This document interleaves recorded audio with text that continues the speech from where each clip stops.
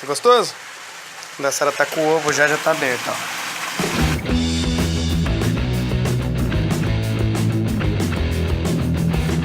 Uma batata assada na fogueira. Eu vou cortar a batata. Agora o Robson vai retirar um pouquinho do miolo da batata. Vai, Robson. E a batata é bem gostosa. O Robson vai retirar o miolo pra gente temperar nossa batata.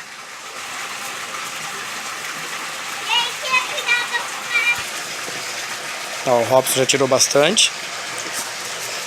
Agora vai pegar o ovo.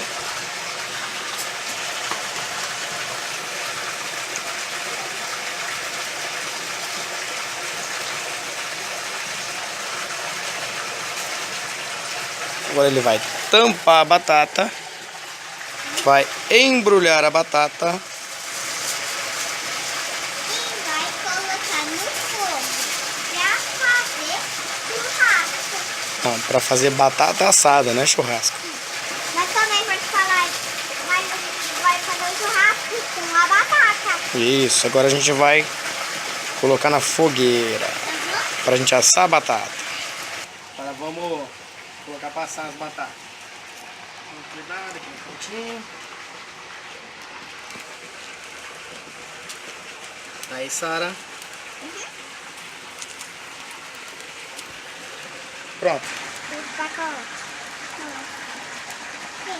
As batatas estão aqui. O Robson está abrindo a batata. Tira o tampão para mostrar o ovo. Tá bem grudado? É. Então deixa eu mostrar o que da Sara. Tá bom. Ó, o da Sara. Tá gostoso? O da Sara tá com o ovo já tá aberto, ó.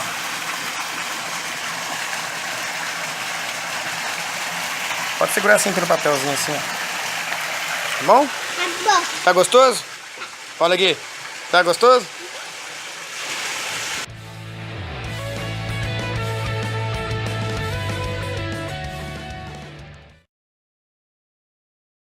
E é muito nutritivo. Melhor do que ovo fritado. Ovo puro e sal de alga.